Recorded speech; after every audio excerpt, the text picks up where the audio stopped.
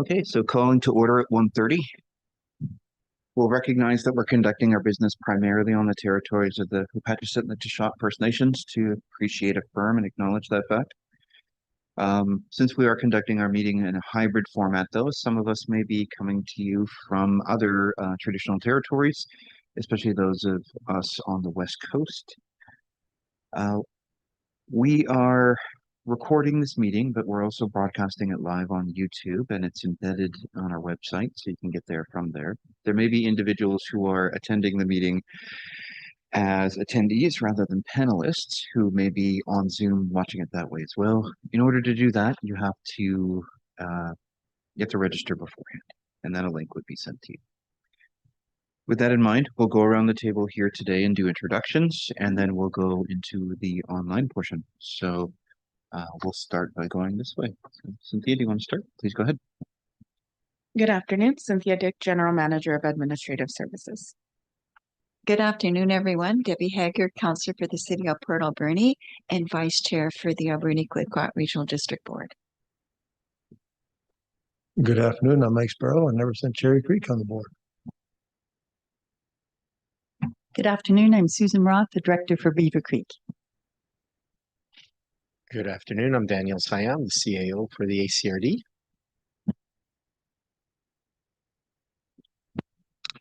Good afternoon. Mike Erg, Special Projects Director with the ACRD. And good afternoon. Alex Dyer, General Manager of Planning and Development. Shane Corn, Manager of Financial Services. And Terry Fong, Chief Financial Officer.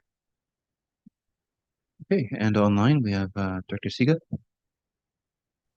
Thank you, Veda Siga, Director for Area C Long Beach. Dr. Boyko.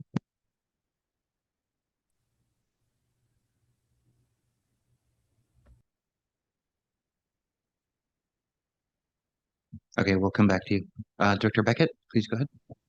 Good afternoon, everyone. Bob Beckett, representing Area A, Bamfield.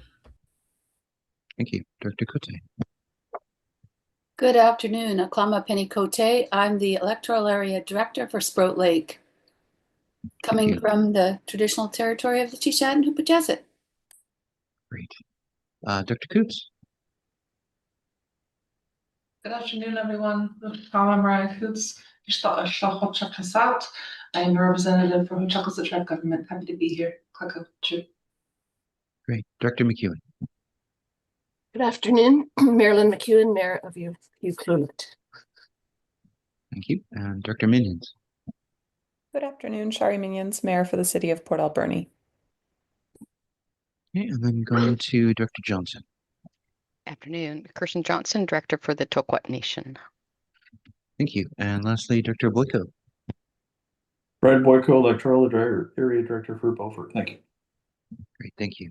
And Oklahoma Sayachat, my name is John Jack. I'm the Director for the Hut'it First Nations and the Chairperson. So thank you and welcome.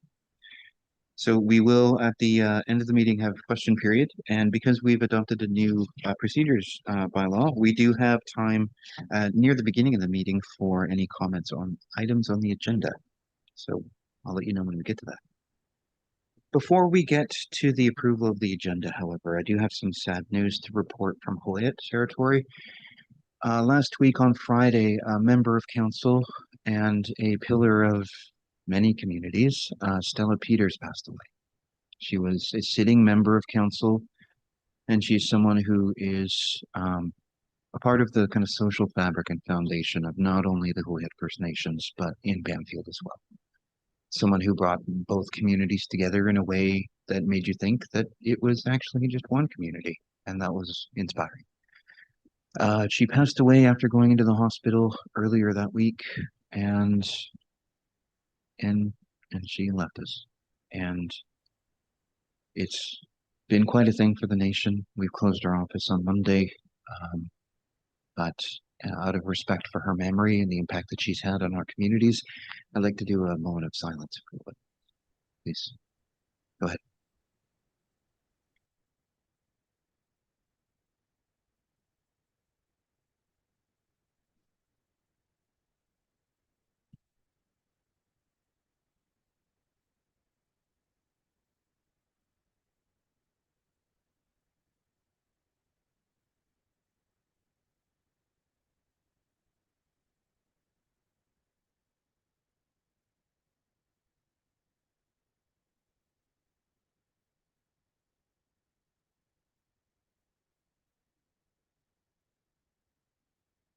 Thank you.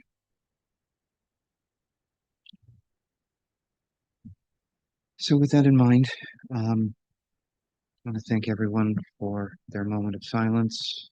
I'm not certain that many had experiences with Stella, but I don't want to put anyone on the hot seat or anything. But one thing I will say is that Stella's memory has affected very many people and has made our community stronger as a result of that. We hope to carry on her legacy and make sure that we always remember that often the best solution is sitting down and sharing a meal together. All right. So that brings us into the approval of the agenda. And we do have a late item change to the agenda. So the request for a decision regarding the financial plan bylaw, and there's an addition to the fire protection services agreement for item, I think. There's a new item for 14, and then there's a new resolution for item 11D. I don't think there's any new materials, but there are items that may have been sent to you by email. I think it's all good. Yeah, it outlines the changes to the financial plan and the changes to the fire suppression agreement with Atchison. Wondered if we could have a motion to adopt the agenda as amended. Thank you, Director Roth, seconded by Director Sparrow. Any further comments? Seeing none, all those in favor? And all those opposed? The motion carried. Thank you. On a brighter note, perhaps, we should acknowledge that a member of our staff, this is her last meeting. She has made a huge contribution to the ACRD since before I got here. And I do want to say that it's been a pleasure working with Terry for the time that I've been here. She's been a part of the team that has made the integration of Indigenous communities into the board as seamless as it can be. And that she has been a well of knowledge and wisdom for the entire time that she's been here. On behalf of the board, I'd like to thank you for your service. I'd like to lament your departure, but it is looking up to you. We probably have a list of people who may want to say something. I know our vice chair does, but I think I'm going to give the floor to Daniel first, and then we'll go to Dr. Haggard. Well, thank you. And yes, Terry has been with us for 18 years. And other than Mike, who, technically did the reset button, which Terry, you're always welcome to do. No one's been here longer. And as you said, she is a well of knowledge, but also has been a pillar of stability for the ACRD in terms of strategic planning, alignment with operations, in terms of integration of our values. There's no better person that has been all-encompassing and so reliable, and such a joy. I shouldn't say like reliable is such a boring word. Terry Fong is an absolute joy to work with, and Terry, you're going to be missed. You're always welcome to come back, as I said, yeah, we aren't going to replace you. We'll just fill the role in a different way, and so yeah. With that, I will close by saying I think it's fair to say that all of ACRD staff will be listening to the sad songs of Taylor Swift in memory of you for the next few months. But we do look forward to working with you in your school board role. Looking forward to having that strong partnership and connection that we have through you. And the Valley is, the whole region will continue to be well served. Again, the exact same region will continue to be well served by you. So thank you for years of service. Maybe a bit of Tracy Chapman too. Dr. Haggard, please go ahead. Thank you. Yesterday at agenda review, I asked Chair Jack if I could say a few words, just because I've known Terry for so long. I've known Terry since she attended Mount Clitza School, which is many years ago, and she became friends with my daughter. And Terry was always the smart one. I used to tell my daughter, hang out with that Terry girl. Maybe some of it will rub off on you. But it's been a real pleasure to get to know you, not as Cardi's mom, but as a colleague. You're still the smart one, Terry, because I don't remember anyone ever asking you a question that you don't know the answer to. And they're always full, thorough, fulsome answers. You've had an amazing career at the regional district, and I have no doubt you're going to have an amazing career with the school district. It's been a real honor and a pleasure to work with you, and wish you the best of luck. And I just know that you're going to be great next. And I'll give you a hug later. So for those of you at home, Terry's sitting directly behind Director Haggard. So we do have one of our number who was actually here around the same time, actually preceding Terry coming to the ACRD. I'm so glad you put your hand up, Dr. Cote. Please go ahead. Thank you. Yes, I have been around historically for a long time and remember the day that early days when Terry first came on, and how excited we all were for her to join the regional district. It's been such a pleasure to work with you all of these years. You are a brilliant member of our staff, and you are definitely going to be missed by myself and many here, all of us. And wish you all the best going forward in your new career. They're so lucky to be getting you. And yes, my alternate Renee also remembers working with you in your early days as in accounting, and we both have great admiration for you. And yes, good luck to you. And yes, if you feel like coming back, please do. Thank you. Thank you. On behalf of the board, once again, I'd like to thank you for your service. And we have a small token of our appreciation for you here. So let's go get a photo.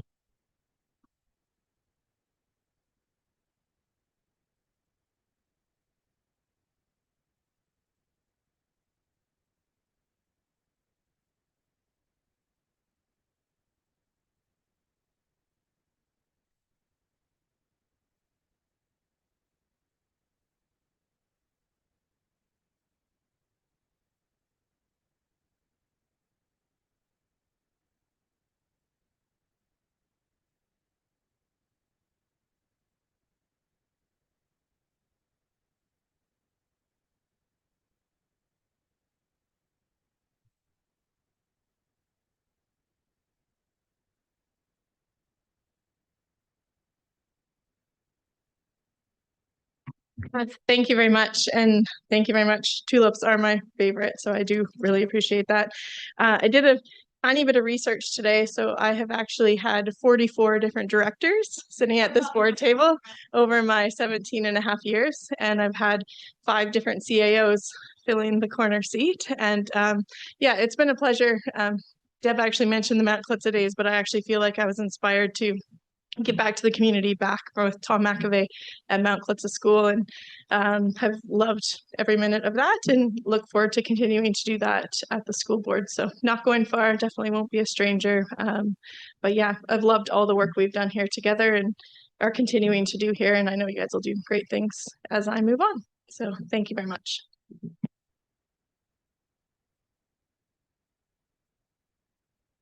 All right, thank you for that. Okay, so now that we've approved the agenda, and and that brings us into item 3, which are declarations. So these are for declarations of conflicts of interest or perceived conflicts of interest, or for declaring guests exceeding $250 in value as per section 106 of the community charter. Dr. Roth, go ahead. I just need to know that I have to go by 4:20, not a declaration, but just to 4:20? let you know. Yeah, we usually let people know if there's any time constraints. This is a good time to do it too. Okay, So thank thank you. you. Okay, are there any items on the agenda that you'd like to maybe get to or speak to? We're all good? Okay, thank you. Okay, so that brings us through the rest of the agenda. Item 4, there's nothing. We don't have any delegations today, which is, I think it's been like 6 months or something like that.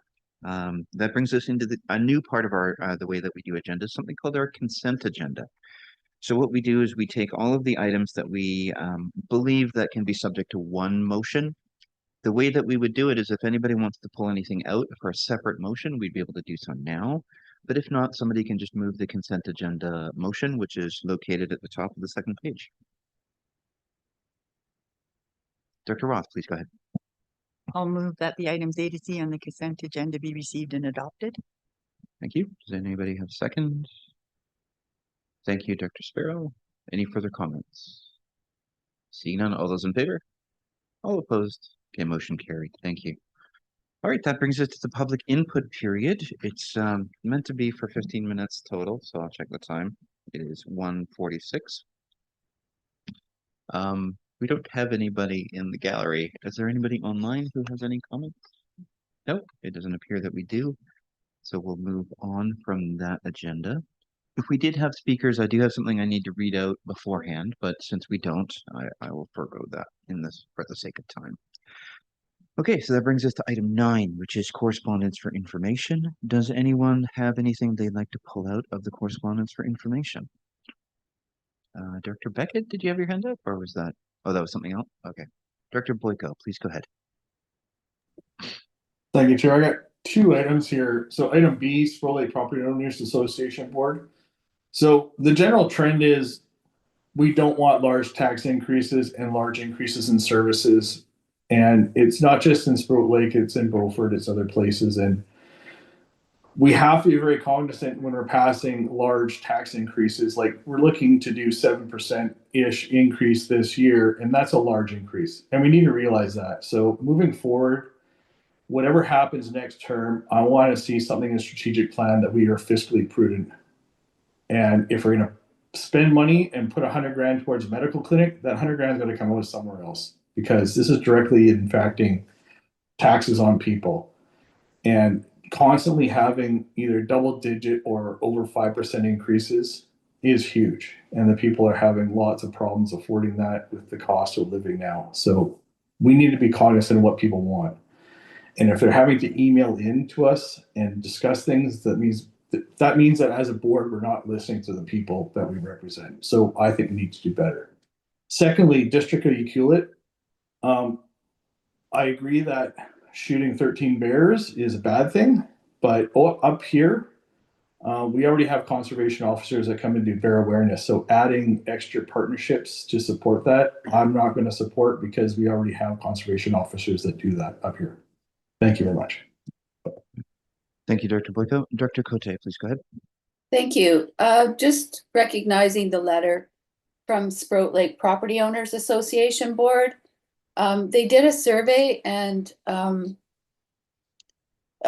did the questions I thought were quite with no background. So apparently there's information on their website or they provide some information, but just want to make sure that people also understand that the regional district does a comprehensive review of the budget for everybody to see what the spending is happening.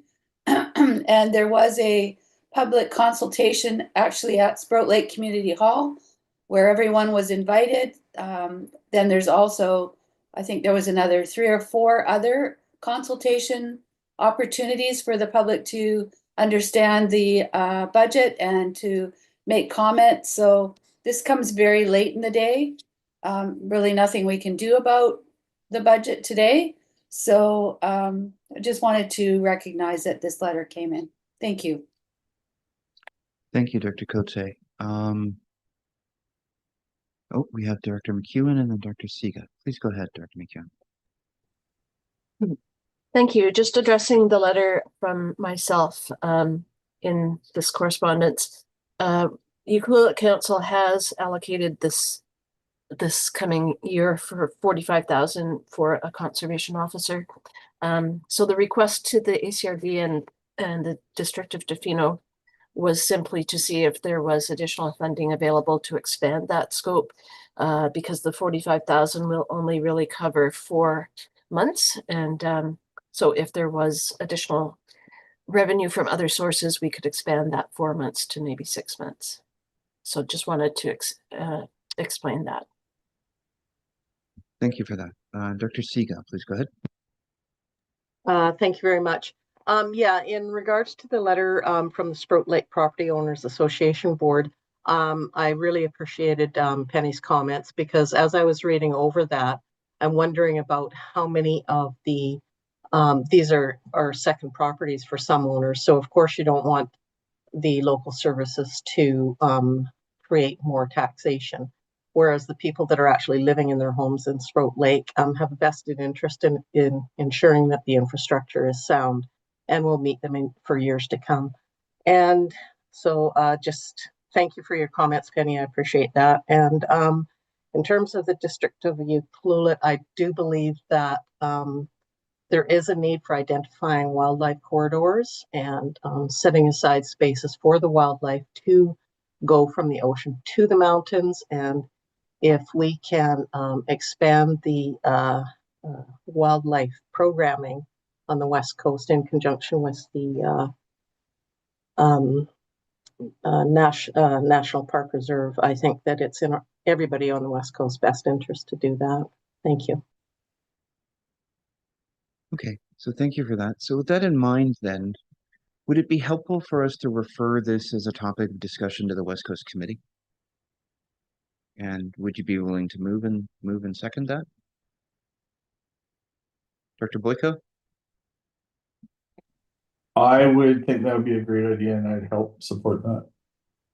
Thank you. I'm going to treat that as you moving that, if that's okay. Well, it's yeah. coming from Ucluelet. If we want to do that, I'd like them to put it forward and agree with that first.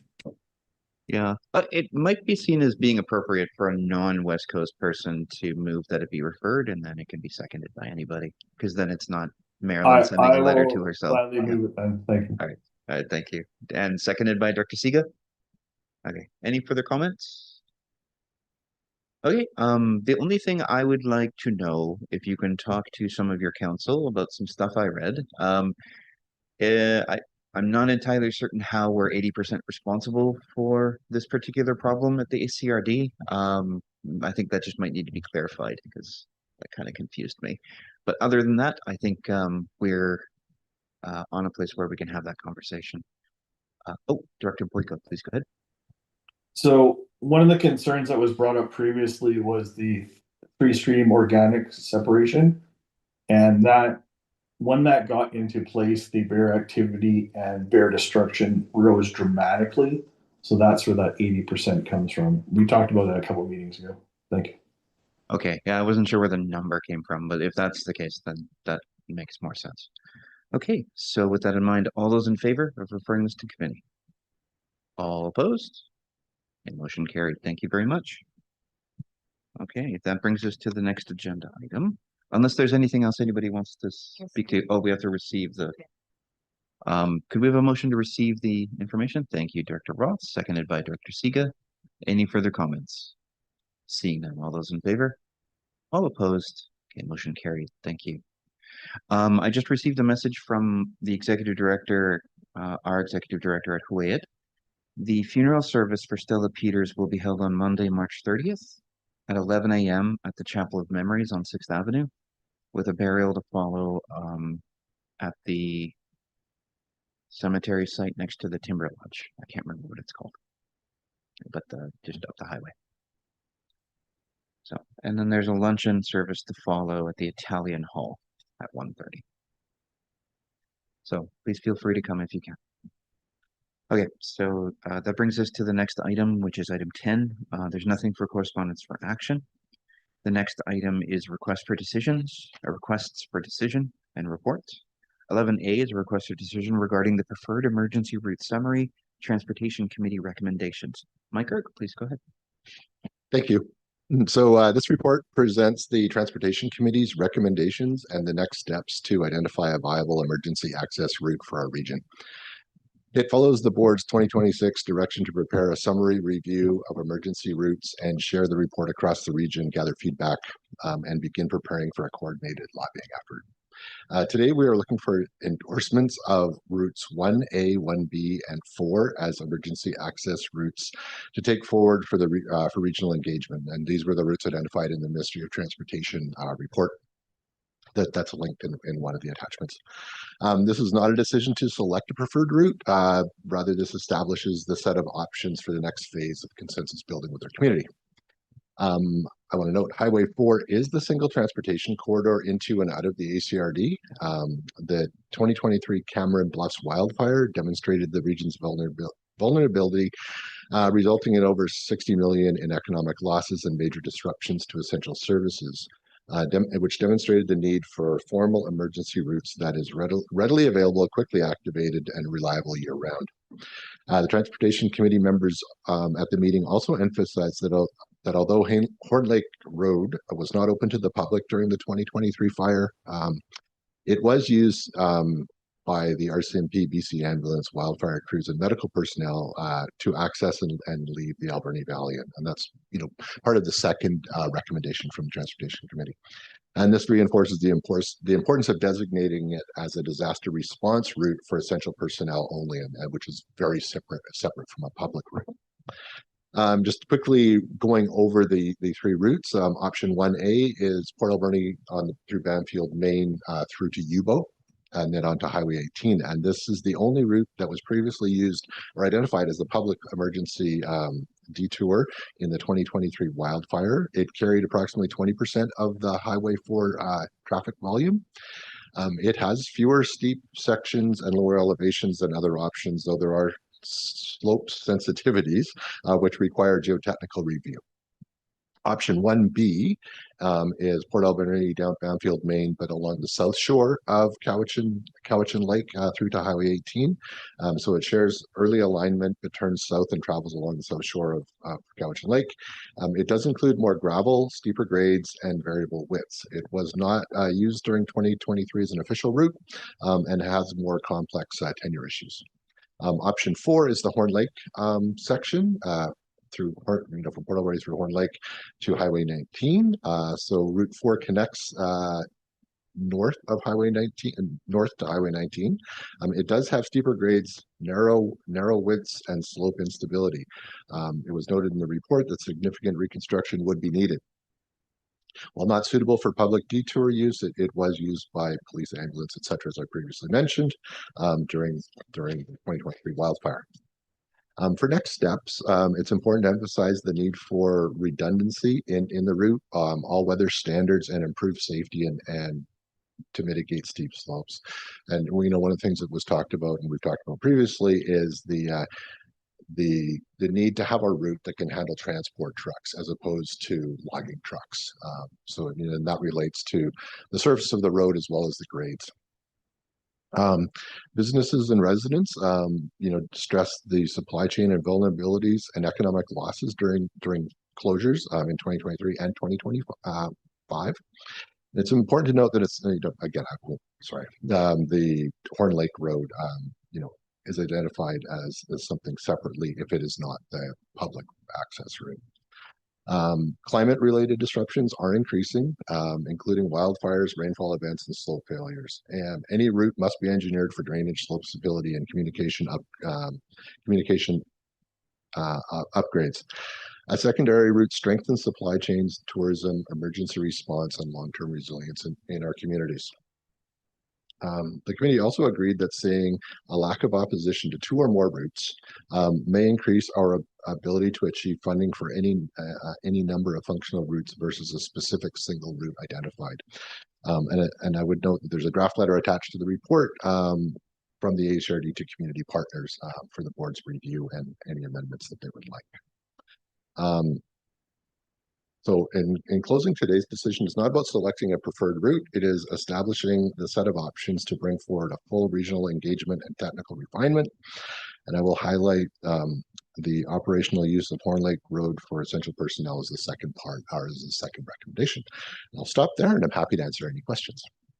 Thank you for your presentation. Very helpful. Director Cote and then Director Boyko, please go ahead. Thank you. Thank you for this report. It's been a long time coming. I'm really happy to see it. This is so important to the Valley and the West Coast, our main thoroughfare. It's affecting us all in so many different ways. I'd like to know this has been ongoing for as many years as I've been on this board, which is longer than Terry's been here. I'd just like to know, there was a proposal brought forward many years ago by Charlie Haggard. Are we using that at all, or are we looking at any of that plan that he had proposed? He had it all planned out, costing and everything. So are we looking at that at all is my question. Thank you.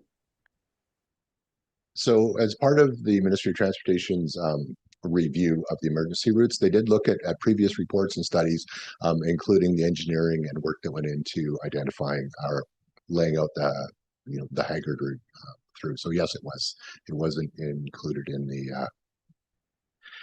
the Ministry of Transportation's work. Thank you, Director Boyko. Thank you. One concern I have is I want to make sure that we're benefiting or potentially benefiting the majority of people. And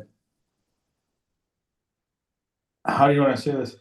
We got lots of people in different areas, and we got to try and minimize the damage to the most number of people. So the southern routes, if you live in Tofino and Ucluelet and you have to get out, that is extremely onerous on doing anything. And we got to realize that there's a lot of people there compared to what's in Banfield and other places. So the fire, whenever it happens again, is going to come wherever it happens. And we need to have more than one route like proposed here. And I think that's a good thing. What I want to see is if we're going to spend $75,000 of public money on a private consultant to get our level of government to talk to the BC level of government, because we're not able to do that ourselves, what action items are we going to get? Are we going to get a list of what meetings they're doing, what key performance indicators? How are we actually going to have that contract structured so that it provides useful value for the public to see how we're spending their money? So what are we going to do with that? And this contract is going to have to come to us for approval based on the dollar amount. So what's the plan for that? Thank you. So I'll start. I certainly think the contract and sort of what the ACRD and the communities are trying to achieve will be brought back to the board. I think with this kind of work, it's key that everybody's agreeing. I think starting where we are, starting with the consensus building within the community is really important, as well as identifying a route that is the most likely to happen. I think that's important, and by selecting the three options, they are the three most viable options, or the three that make the most sense to achieve.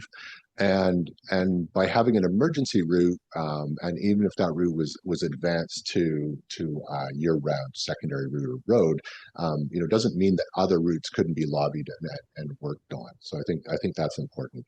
With respect to the lobbying firm, at work that'll be done, bringing that back to the board and identifying what the objectives are, who the key people that consultancy would sort of target or contact to get the meetings through, and then the board identifying who from the board is appropriate to attend those meetings with ministry staff. So I hopefully that answers your question, Director Boyko. Yeah, we just got to make sure that if we're going to spend money, we got to be open, transparent, and accountable on how we're doing it, and doing it in a relevant way. And are we using this group to help us prepare to pick the route? Is that what we're doing? And we're using them to get us to talk to the provincial level of government? Is there both options there? If I can answer that, no. The lobbying firm would be helping us get to access to the people within the province. Identifying and picking the route would be the community and councils and boards decisions. So the next step after the board decides if the board goes with these recommendations, we would be sending out letters to the First Nations, municipalities, key agencies such as the chambers of commerce, etc., some industry locally, to get feedback and thoughts that will all come back to the board. And the goal is to build consensus within the region, and so that we're all going in one direction. I'm still confused. You want to build consensus to get the road, but is the lobbying group, is the $75,000 doing that? Because we just have a map here. There's only 3 options. Or are the lobbying group just to get us to figure out who to talk to at the provincial government because we're not able to do that ourselves? So I'll take that because it's much more complicated than that. But one thing we'll say is this: we need to be united in backing whatever our preferred option is, and we're not there yet. So before we activate the lobbying firm, we have to figure out for ourselves what route we're going to pick as the one that isn't just an emergency route, but is an alternative route.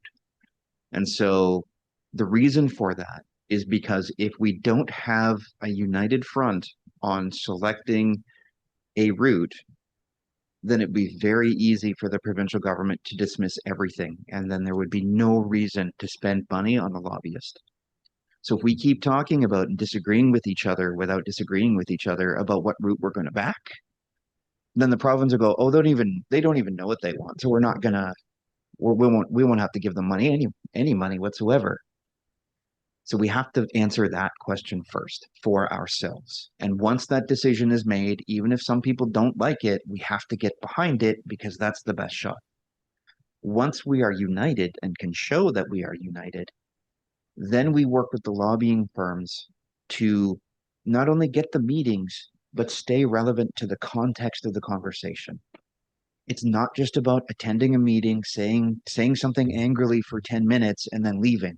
It is about building a consensus, targeting the right decision makers, both within the bureaucracy and in cabinet and in the Treasury Board, to move forward with a decision to spend money, especially given the case that there will be people who will be pointing out that a lot of money has already been spent in this riding on that damn hill towards the west. Right? That's been brought up to me by people before. So we need to be united first on a route. Then we need to work with the lobbying firm because they don't just get us the meetings. They help us understand the context of decision making within the halls of government. And if it's likely an election is coming up, how to position ourselves best with a new government as well. This is pretty intensive stuff that I don't think you can rely on your directors, no matter who they may be, to do on their own, which is what justifies the cost, because we need somebody to think about this almost on a full-time basis once we're unified. If we're never unified, then we don't spend the money. Okay, so thank you for that. So what are we doing here?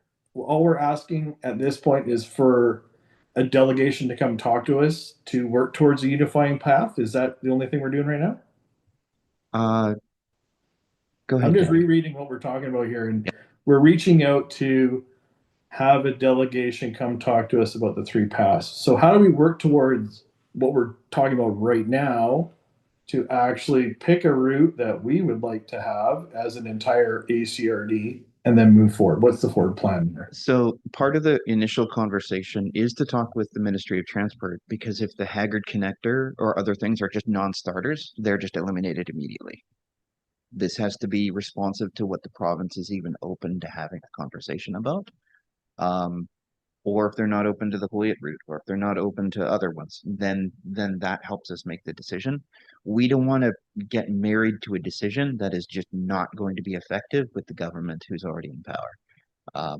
There's no manner of arm twisting that we'd be able to do that without something happening that we can leverage. And I don't know that we're going to be in the same situation that Nunuz First Nation was in, or the same situation that Hoyt Banfield was in. So we need to find the right approach. And I think that starts with a conversation with the province and get to a point where we know what the options are. Daniel, did you have anything you want to say? Yeah, the Transportation Committee reviewed a number of different options, right? And so we ran through this with the province as well. And so what we're aiming to do today is make sure the board is comfortable with the identification of Route 1A, 1B, and 4. We will then, at a staff level, reach out to the nations within the region. We will reach out to the municipalities within the region, and we're also going to reach out to our neighboring regions, in this case, likely Cowichan first, and we'll see where that takes us. But ultimately, what we're trying to do is take the board resolution that says, hey, these routes, I'll say 3 routes, 1A, 1B, and 4, are our preferred options that we're going to be looking to explore. How would you like to be consulted? Is this a larger consultation process?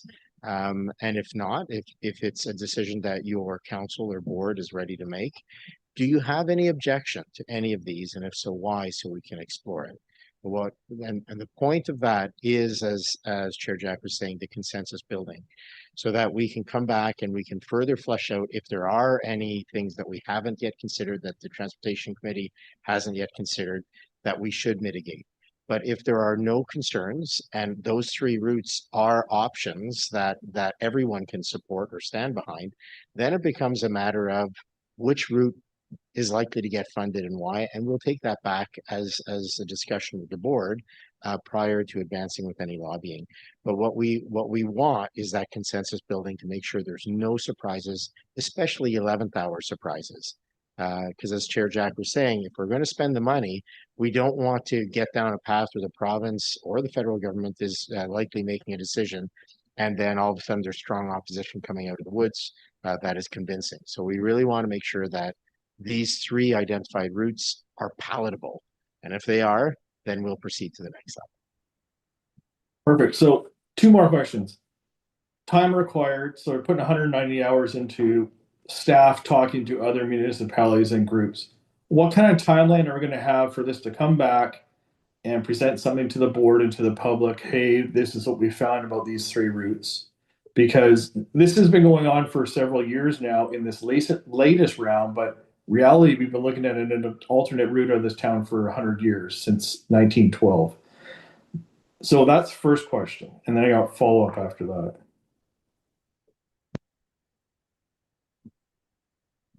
The time estimates are going to vary based on the comments we get back, right? So if some communities are like, you know what, we've made a decision and here it is, and we'll support all 3, then you're talking about, 2 to 8 hours of staff time in terms of showing up as a delegation or having the discussions. That can happen obviously inside of a week, and off we go.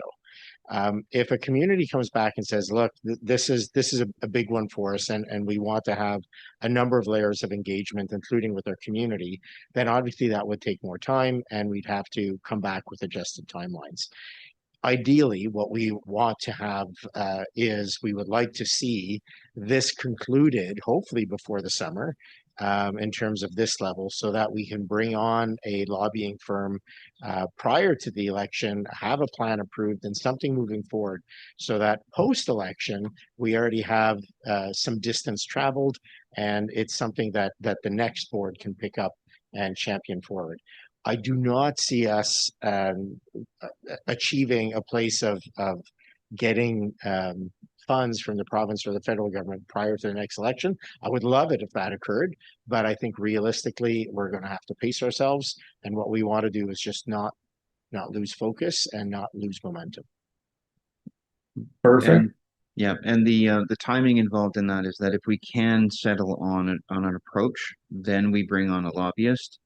Then we're kind of getting in the door while the government caucus and the cabinet are having their strategic planning discussions in August, September, so that they can prepare for the next budget, right? So those are the kind of timing considerations that we'll need to understand. And there may be some unique knowledge or wisdom that a lobbying firm can give to us about, you don't actually want to show up at that public thing. You actually want to be here for this input.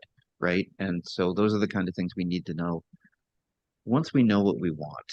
And I think the process of knowing what we want and getting behind an option is going to be fraught with people's opinions rather than reliance on what's realistic or what can be based in fact. People are still talking about the Haggard connector, like the budgets aren't increased by like 80%.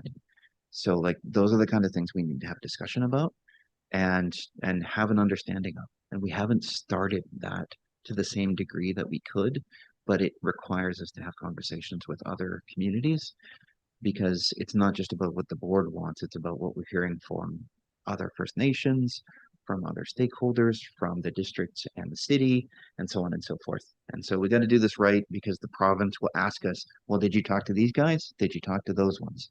What did they say? And if we don't have answers, then they're just going to send us back. So it's really just making sure that we have all of our ducks in a row before we start pressing, because that's ultimately how it ended up happening for us in Anakla and Banfield for the Banfield Road. And somebody who is willing to really spend almost all of his political capital in the provincial government. We can't rely on that happening, right? So we have to do things in a bit more conservative way. Dr. Cote, you've been very patient. Thank you. And please go ahead. Thank you.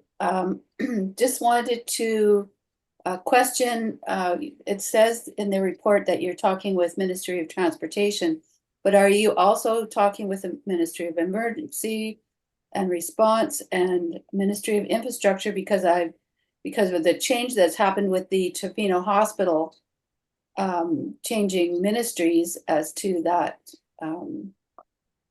that build. I'm just worried that we're missing out support there, and I can't go when we're talking about emergency access without mentioning the Kurtz Crib. And the West Coast could be cut off, and Sprout Lake, some residents could be cut off from exiting this community area because the Kurtz Crib has been removed. It was an access that went to the backside of Sprout Lake, which is no longer accessible. So that's another, it's not part of this discussion, but I cannot let it go by without mentioning that that's another access area which the province is not supporting. Thank you. That's all I had. Great. Thank you very much, Dr. Cote. We'll go to Dr. Beckett next.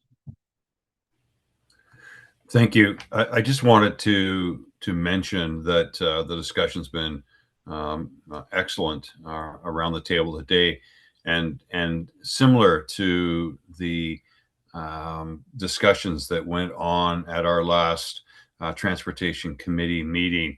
There was a lot of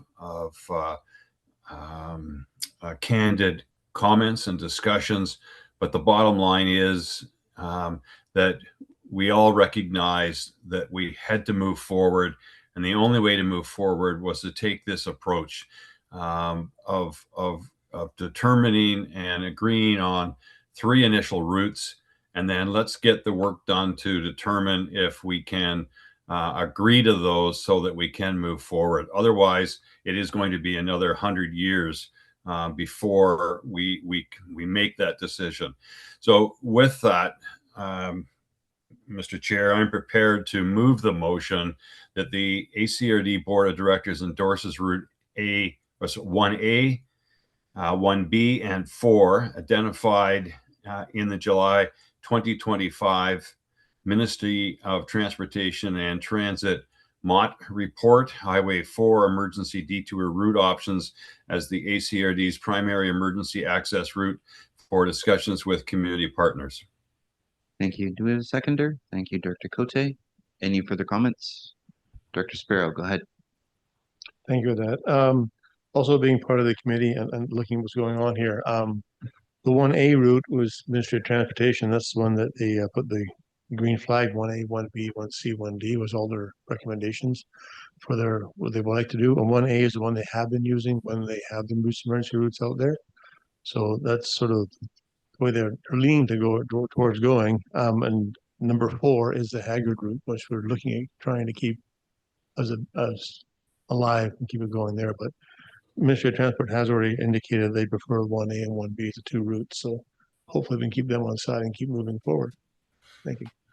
Thank you for that. I think 4 is being recommended just because it is close to the hearts and minds of many people in the Alberta Valley. So we want to be able to be seen considering that with real sense. But I'm inclined to agree with you. I want to be responsive to the province, but respect for the work that has been done is part of the consideration. It seemed to me in the way that I read it, at least. So I think highway option 4 was also because the length between the top of the hump and down to where it was, as opposed to the 1A, 1B is quite long, bit longer. But yes, you're right. yeah, Director Boyko, I think, is next. Final thought, yeah, Director, or Route 4 is definitely a lot shorter. And if we run into fuel shortages and environmental concerns, that's going to save a lot of fuel. But just as a final note, so we are not going to hire a consultant until we actually define that this is our final route, right? Because if we don't actually come to a consensus, then we just wasted all that money. So is that the plan? And let's put maybe a motion towards that. That is the plan. The identification of the route or routes, and so the strategic interest in maintaining 1A, 1B, and 4 is that until we start having conversations with potential funders, we don't know that we want to overtly limit the choice, because it could be that one route is preferred by a senior level of government for whatever reason. So what we want is to ensure that there's a lack of opposition to those 3 identified routes. And if we happen to land one of them, then we're all in a position to share in the celebration. If we get 2, because the province or somebody agrees that, you know, one should be a future highway and the other should be maintained as emergency, great.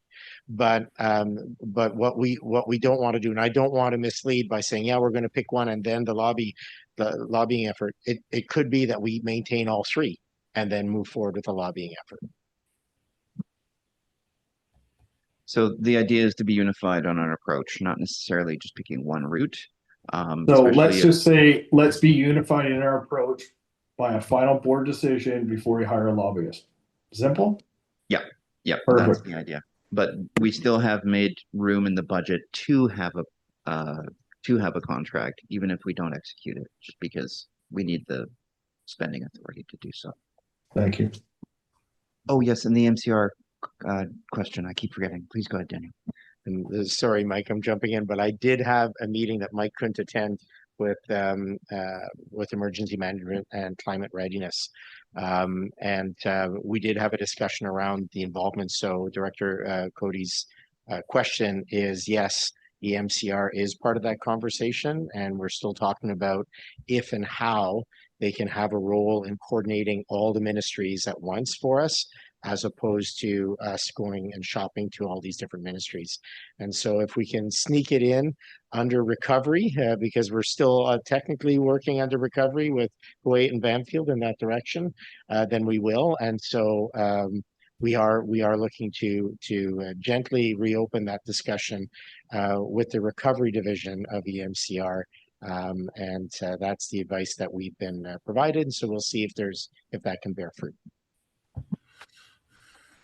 Okay, so Director Beckett has moved the first motion under this item, so we will go to vote. I'll read it out for everyone once more, that the ICRD Board of Directors endorses routes 1A, 1B, and 4, identified in the July 2025 Ministry of Transportation and Transit report, Highway 4 Emergency Detour Route Options, as the ACRD's primary emergency access routes for discussion with community partners. And that was moved and seconded. All those in favor? All opposed? Okay, motion carried. All right, it's been great discussion, though. Thank you, everyone. We do have a second motion here. Are there any movers? Dr. Roth, do you want to read it up? I don't mind, but can we change, instead of the Ministry of Transportation and Transit, to the provincial government? Make it more open? Oh, yes, that was something that was asked. And yeah, that would include the Ministry of Forests as well. So Okay. Thank you. We'll do that.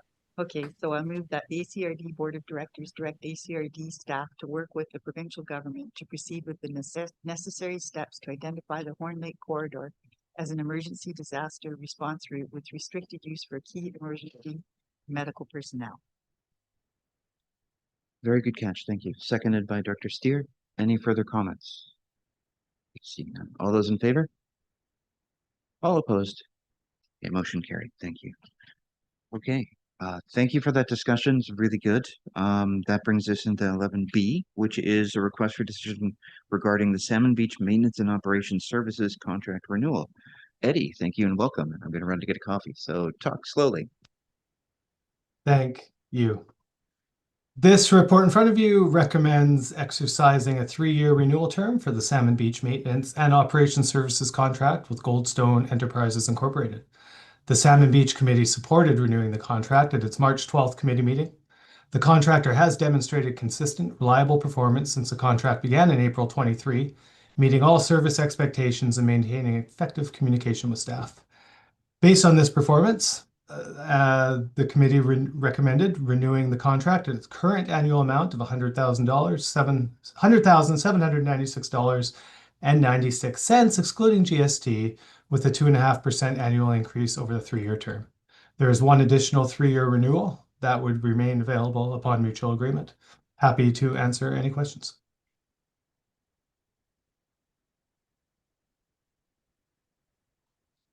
Should have slowed it down a bit there. Please go ahead, Director Siga. If it's okay, I would just like to put forward the motion that the Alberta Clayoquot Regional District Board of Directors direct staff to exercise one of the available 3-year renewal terms for the Salmon Beach Maintenance and Operations Services contract with Goldstone Enterprises Incorporated under the existing renewal provision and contract terms in the amount of $100,796.96, excluding GST, plus an annual increase of 2.5% per year over a 3-year term with one additional 3-year renewal term upon mutual agreement. Thank you. Seconded by Director Steer. Comments? We have Director Boyko. Please go ahead. No, I was ready to second it too. How did we come up with an annual increase of 2.5%? What is that based on? Thank you. Thank you, and through the chair. This was agreed upon when the contract was first started in April 1st, 2024. It was a standard cost of living allowance agreed upon with the contractor at that time. So what are we basing it on? Is it based on CPI or inflation, or how are we doing that? It is just a set amount within the contract.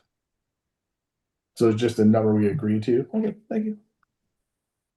Okay. Any further comments or questions? All right, seeing none, all those in favor? All opposed? Okay, motion carried. Thank you. Okay, so next up is Cynthia with a grant funding application with NetP Special Projects update or decision. Please go ahead. Yes, thank you. So this is RFD to apply for special projects funding from the Neutral North Employment and Training Program in the amount of $25,000.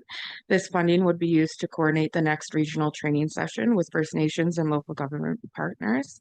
The training is being tentatively scheduled for fall of this year and would focus on legal training related to crown leases and referrals. This will be the 3rd regional training session coordinated by the ACRD, with the last being in 2024. And that one focused on project management training for 40 staff members from 5 First Nations and all member municipalities, as well as the ACRD. These regional training sessions continue to build regional capacity, strengthen relationships, and fosters cooperative action and stronger connections between all participants. All funding would be used for the facilitation and event costs. Any additional expenses would be recovered through registration fees by the participants, and we have already received confirmed support from 3 First Nations. Great, thank you. Any comments or questions or motions? Director Boyko, please go ahead. Just a quick one here. So who is this open to? Is this open to just First Nations staff, or is there a few municipal training as well? So in the past, what we have done is saved, depending on how many seats are available, but save a certain amount of seats for each First Nation, so the 10 First Nations, as well as the municipalities and the ACRD. So it would be dependent on how many seats, but it's open to all staff, well, all how many organizations. seats are usually open? For the project management training in 2024, it was 40 seats, and there was a 1-day session as well as a more comprehensive 2-day session. So I would refer to Daniel for specifics on this training, as he has been working with the organizations on planning and would have more information about how many seats would be available. I can expand on that then through the chair. So we divvy out all the seats equally amongst all the participating nations and municipalities, and so that's where we start. Once the dates are confirmed, we hold those seats. They enter the names, and then if there are any cancellations, we aim to first backfill with people from their own organization. If we cannot do so, then we do maintain a wait list. And so the whole point of this was making sure that there's an equal number of seats that remain available. And beyond just the technical training, the philosophy that we've applied behind this is that we're breaking down barriers between our organizations by encouraging staff to connect, to learn things together, and whether it's a 1-day or a 2-day, what we've seen is a preference towards a 2-day because it does give more downtime with staff across organizations together to connect, and they're typically supporting a hotel somewhere in the region. Last time was in Port Alberni. The time before that was in Ucluelet. And so typically those costs would be borne anyway by our organizations, but often sending them to places like Vancouver or Kelowna. So this breaks down barriers, it builds up regional team, a regional understanding, and it brings instructors to us as opposed to the other way around, which has really been in line with us articulating our values here across the region of collaboration. Perfect. My final question is this.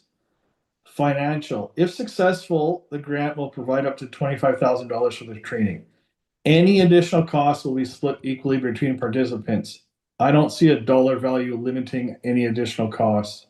Should we be doing that? Because that's an open-ended, we'll pay for whatever hotel costs are out there. Thank you. If I can. So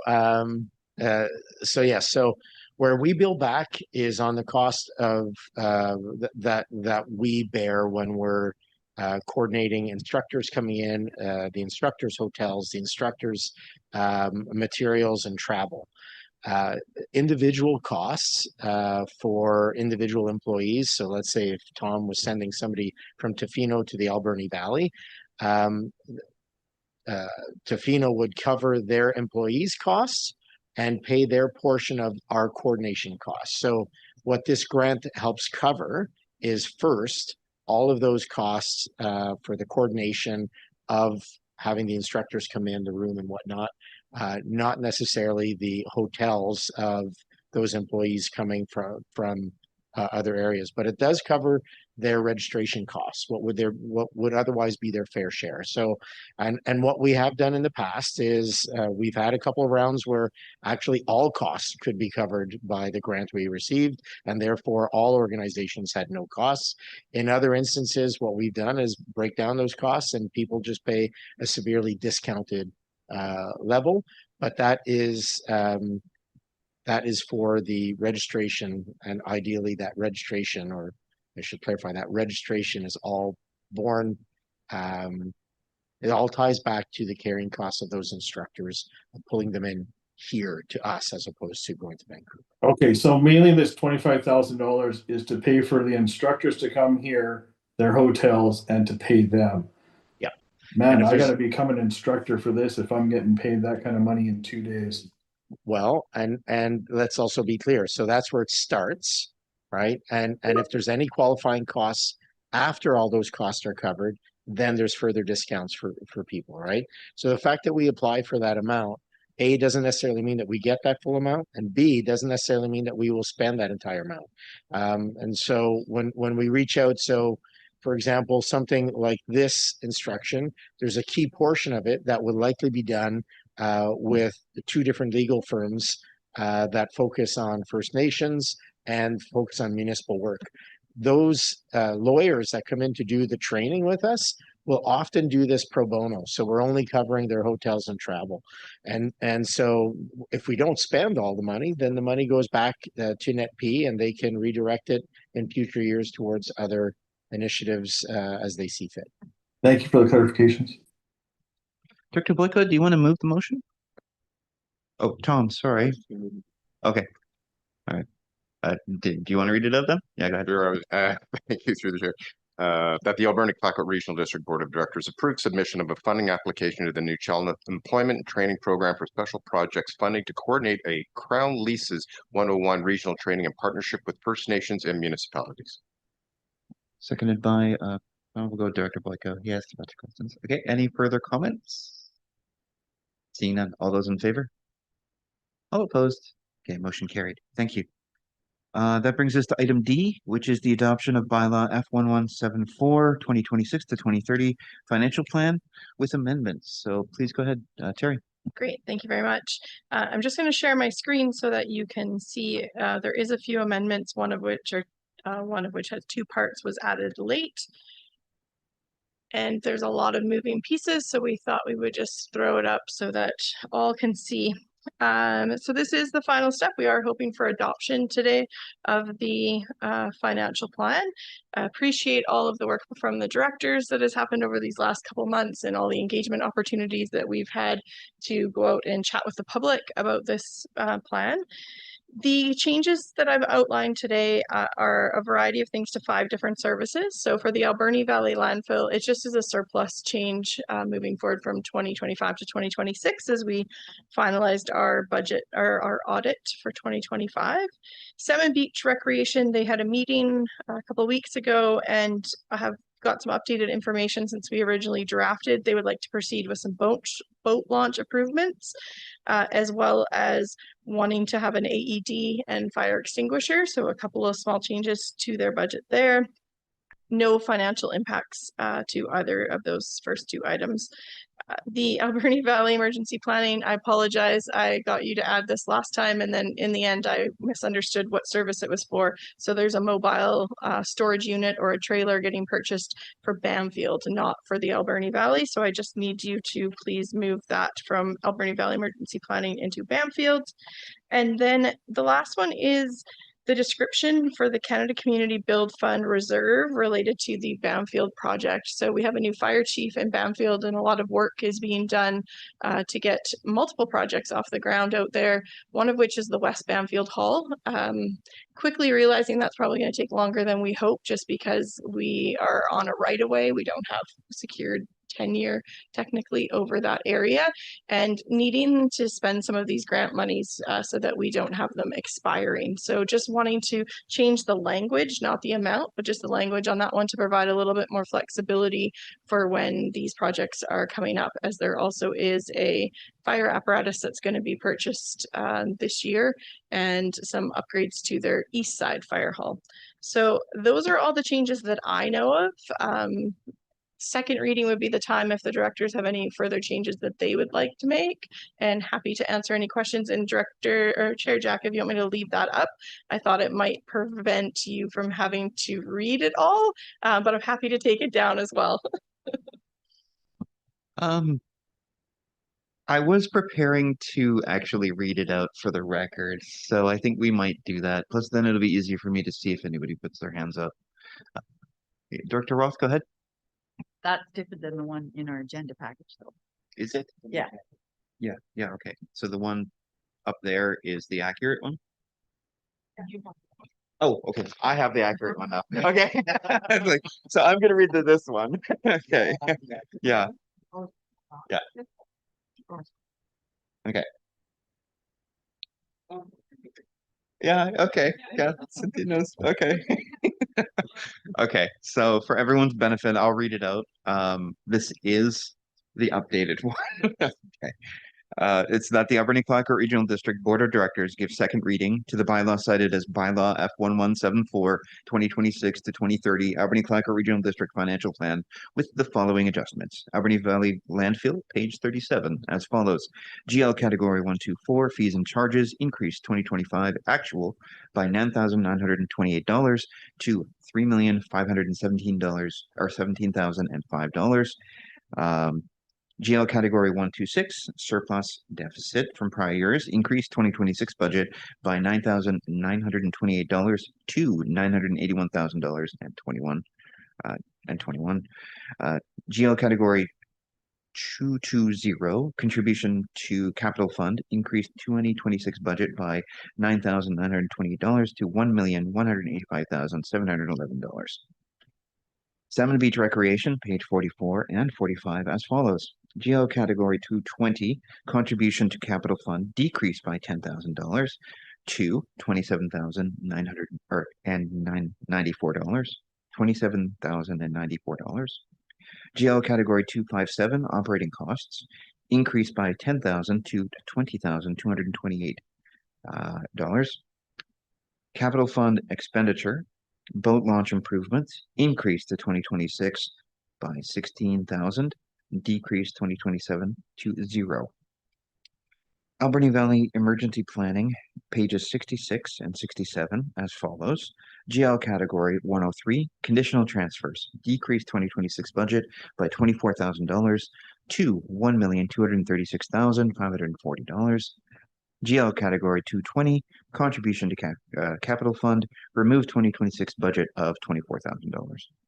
Alberni Valley Capital Reserve, rename Bamfield Emergency Planning and move the page to follow the Bamfield Emergency Planning operating budget.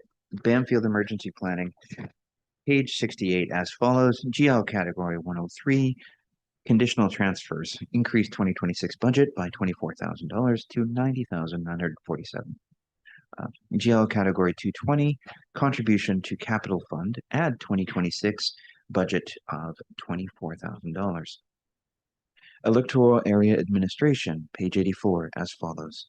Change the description of the Canada Community Building Fund Reserve project allocation from Bamfield Westside Fire Hall upgrade to Bamfield Fire Department upgrades. And that's it. Dr. Steer. Moved. Seconded. Any further comments? Dr. Roth, please go ahead. This is small and it might not matter, but under the Salmon Beach Recreation, GL Category 257 operating cost increased by $10,000. You said 2,228. Oh, sorry, 20,288. Yeah. Okay.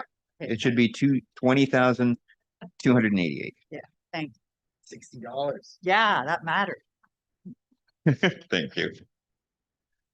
So moved and seconded. Dr. Boyko, please go ahead. Yeah, thank you, Chair. I'm just going to reiterate what I said earlier, that these large increases compound over time, and we're looking at 60+% tax increase in the ACRD over 6 years now. And moving forward, that's highly unsustainable. So we're going to have to put something in our strategic plan to be more fiscally prudent to our taxpayers moving forward, because this is not going to be continuing. And we need to figure out a way to do that and limit these large increases. Thank you. And if that means less services, it is what it is. People will accept it. I don't hear people banging on my door saying we need more services. So thank you. Thank you for that. Daniel? Yeah, I just want to clarify, and I'm glad that you followed up with that, the additional statements, Director Boyko, about more services. It's important to flag when we're quoting a compounded increase percentage amount to make note that this isn't an increasing of regular services. In some cases, we created services that never existed. And so when you look at that number and you're going from zero to something, or from a very small number to a larger number, then that percentage can sometimes be misleading. And so I think it's very important to reiterate that when we talk about general increases in a regional district, we are also using a broad brush, perhaps inappropriately, because we're painting over 59 different services. And in some cases, like I said, the creation of a service, which is obviously going to show up much larger than if we were simply talking like a municipality where they're saying, well, we're going to increase let's say, general administration or overall budgets for one single budget. And so I want to voice that because there's an important distinction. And I think if we're reporting out on that, it's important to make sure that we're emphasizing the key differences between a regional district and, say, a municipality. No, thank you for that. But when you just look at the straight tax requisition numbers that go to our taxpayers, the numbers are the numbers. And we're having that large increase over 6 years. So it is what it is. And moving forward, we have to realize that they are paying a large number in a very high inflationary environment. And it is very huge. So if we do 2.5% cost of living in our contracts, why can't we do that here? So as a board, we have to realize that this is a large increase on top of the past 10% last year, 12% the year before, whatever those numbers were, they were large double digits. It compounds and it's not getting any better. We have to do better moving forward to serve our taxpayers, whether we are adding services or taking them away or whatever it is. Thank you. Dr. Steer, go ahead. Yeah, I just would like to comment, and I appreciate the effort around looking at carefully at taxation and the service that are involved in. For the West Coast as an example where we have seen increases because it's tied to a service that we really wanted, aka transit, and the subsequent realities of what that's going to cost to deliver that service. And that's something that the public overwhelmingly supported, and they understood that there was going to be a cost associated with that. So I appreciate the eagle eye on the increases, but often they are very specifically tied to the services that I'm receiving out in my particular area. That was requested by those on the West Coast that knew it had created value to our quality of living out there. So it's just something that should be added in the context of increasing taxations. And I appreciate maybe in your particular area, there are services that are not wanted or required, but in other areas they are. So that is something to keep in mind. Okay, thank you. Any further comments? Seeing none. So the motion that we're passing is second reading, which is amending the financial plan. And then we have a couple more after this for third reading and adoption. So we're not done yet, but they're shorter. So what you got to do is you introduce the financial plan first reading, you make adjustments second reading. Hopefully you don't make any emergency adjustments third reading, and then you adopt it. But that's why they exist in that order.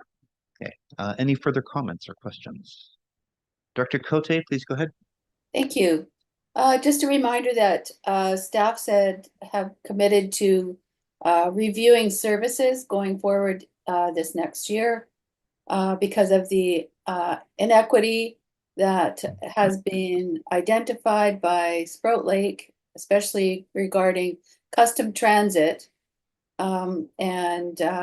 So just a reminder that staff will be reviewing services going forward. Thank you. Yeah, and it's the board that agrees to do the review. The staff are kind of neutral on this matter. They don't determine whether or not something's unfair. The board does. So I think that's the way that we go about doing this. Are there any comments on the motion? Okay, seeing none. All those in favor? All opposed? Okay, motion carried. Thank you. All right, there are two more, one for third reading and one for adoption. So the next motion is that the Alberni-Clayoquot Regional District Board of Directors give third reading to the bylaw cited as Bylaw 1174, 2026 to 2030 Alberni-Clayoquot Regional District Financial Plan. I guess I'll move that. Do we have a seconder? Thank you, Dr. Steer. Any further comments? Seeing none. All those in favor? All opposed? Okay, motion carried. And then lastly, we have that the Alberni-Clayoquot Regional District Board of Directors adopt bylaw cited as Bylaw F1174, 2026 to 2030 Alberni-Clayoquot Regional District Financial Plan.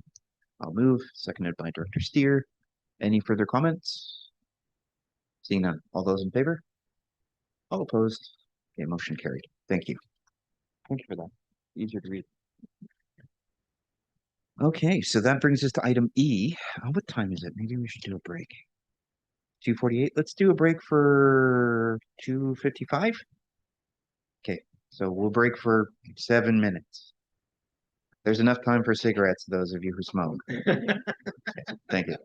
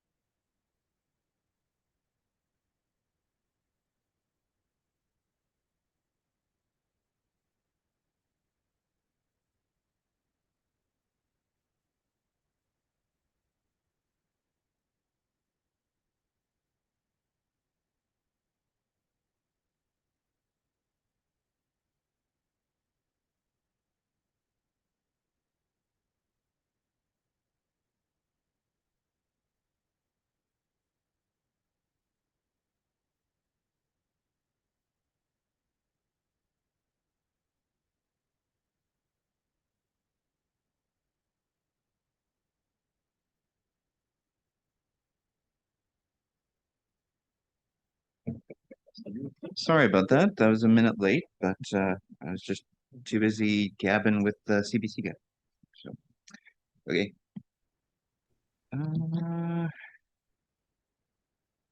Okay, welcome back, everyone. So that brings us into the next agenda item, which is Shane. So thank you for being patient, Shane. Item E, a request for decision regarding ACRD and ACR HD payment processing policy. Thank you, and please go ahead. Awesome. Thank you very much and good afternoon. So before you is a recommendation to adopt a refreshed payment processing policy and rescind the existing policy.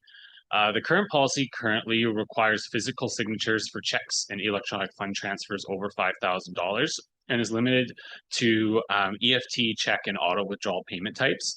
Now, this updated proposed policy aims to reflect our payment options in both the ACRD and the ACR-HD. It better defines payment types.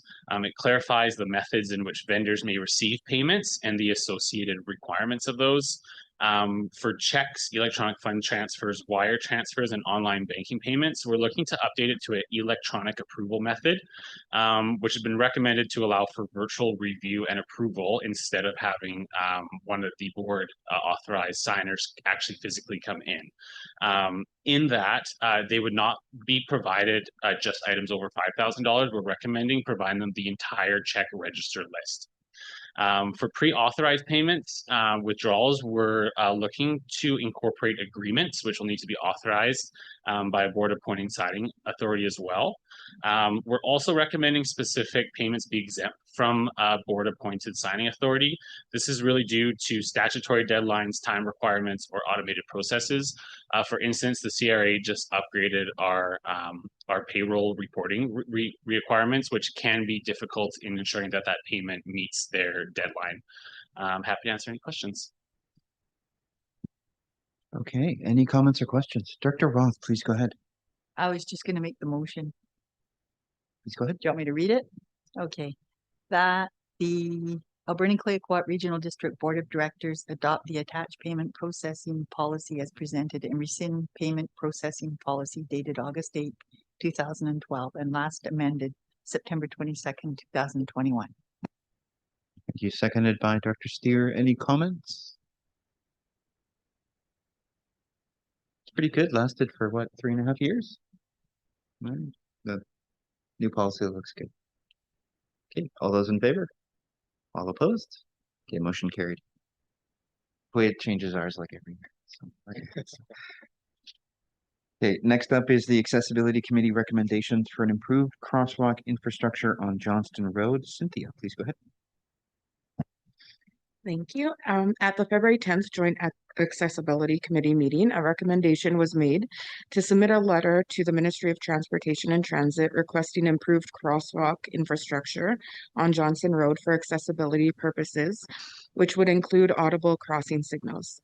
As the Accessibility Committee is a joint committee with the City of Port Alberni, if it is preferred by the board that any Accessibility Committee recommendations related to topics within the boundary of the City of Port Alberni be referred to the city and advocated through City Council, an alternate resolution has been provided under options to consider.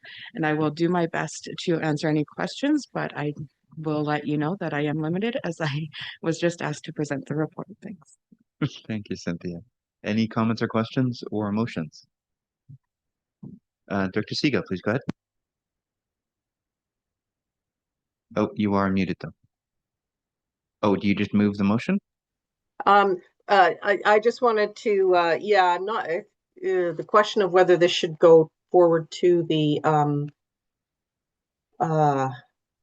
committee, Port Alberni Council or not, I'm not too sure about. This was actually brought forward at our Accessibility Committee meeting, so I would like to put forward the motion to just send the letter from our Accessibility Committee, and hopefully that will be backed up by the Port Alberni Accessibility Committee as well.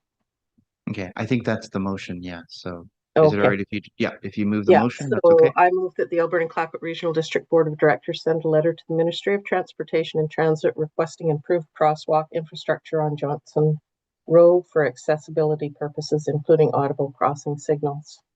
Thank you. Do I have a seconder? Seconded by Dr. Haggard. Any further comments? Dr. Haggard, please go ahead. I think it's important that we show a unified front on this, so I would like to see this motion go forward, but also send a request to the city to also send a letter as well. Would anyone like to amend the motion to include that? Thank you, Dr. Sparrow and Dr. Roth. So amended.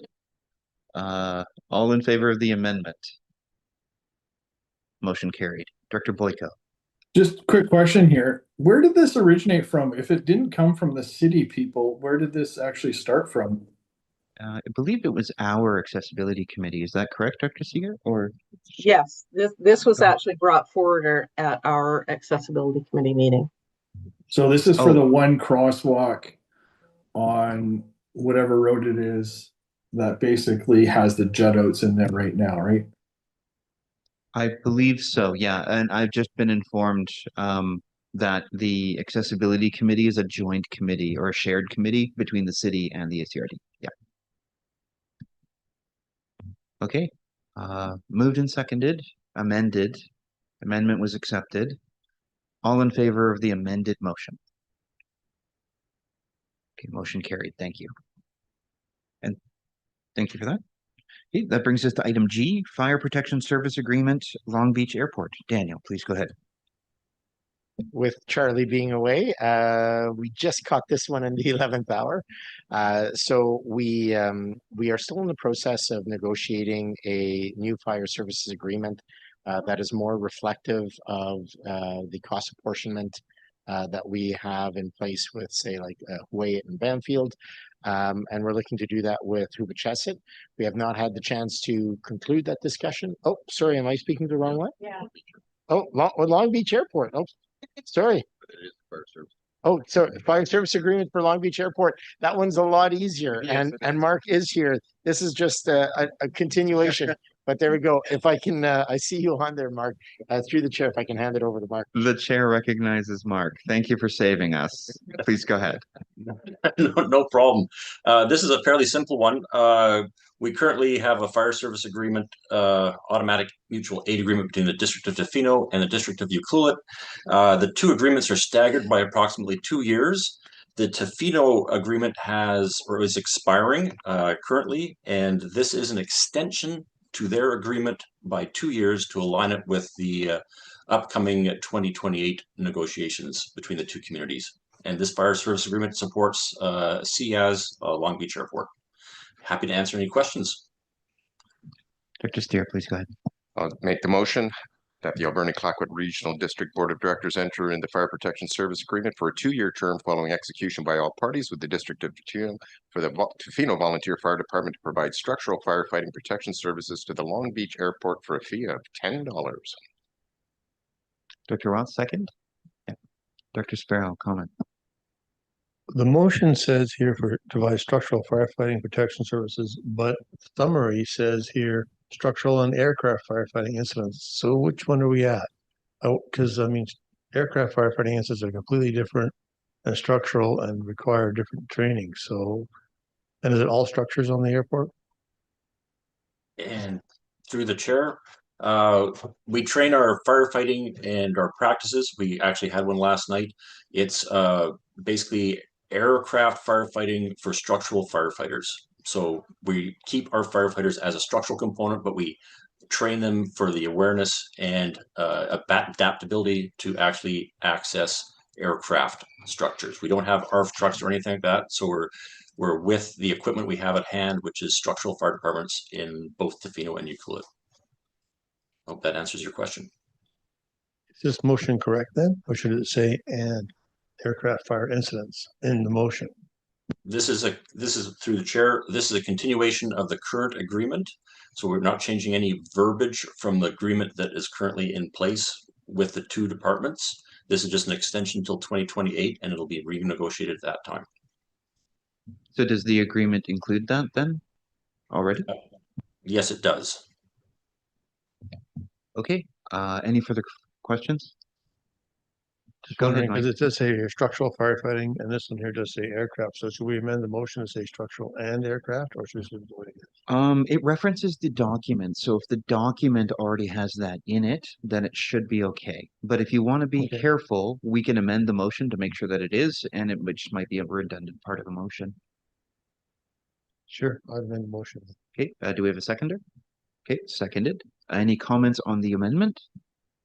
Seeing none, all in favor of the amendment? Okay, motion carried. Okay, now the motion is amended. Any further comments? Speaking of percentages, I think we should increase the fee by at least 30%. No, I don't. But why is it $10 and not $1? Is it just, yeah, is that a new law? I believe the $1 is deemed to not be substantive, and so the auditors, I forget if it's the auditors or our legal our lawyers are now saying that $10 is the new $1. I mean, going back to 1980, that's probably the case, right? So, and we just can't use a bullion coin anymore. Is that? That's really old school. Okay, all right. I'll retract my need to increase the fee, but thank you. I didn't know that. Okay, all in favor of the amended motion? All opposed? Okay, motion carried. Thank you. So if it's redundant, then the amendment doesn't matter, Mark. But it's just to be careful. Okay. Alrighty, that brings us. Yeah, I did it. Yeah. I'd like to call a recess for the CAO to get a coffee. Yeah. Water, something. Okay, we are on item H, Mr. Sion. Yes, okay. Okay. Give that one to Alex. Oh, it is Alex. Please go ahead. Thank goodness. Please go ahead, Alex. Yes, let me please take that one. Thank you for the chair. This is a request to designate Carrie Creighton as a bylaw enforcement officer to allow for the fulfillment of her duties in the temporary planning tech and bylaw enforcement officer position. This is a requirement of the Local Government Act and the community charter, and aligns with our enforcement policy, and also allows for the issuance of notices under the bylaw notice enforcement bylaw. And just to be clear, this is not a new position. This is a temporary 1-year planning technician and bylaw enforcement officer posting that was a backfill as a result of a temporary internal staffing shuffle. Happy to answer any questions. Director Cote and then Director Haggard, please go ahead. Thank you. It seems to me that the halftime bylaw enforcement officer a couple of years ago was hired to look at short-term vacation rentals. Is that no longer the case going forward? Thank you. So the duties of the halftime bylaw enforcement officer include proactively enforcing short-term rental applications that or short-term rental uses and encouraging the temporary use permit applications. That is a function of the job.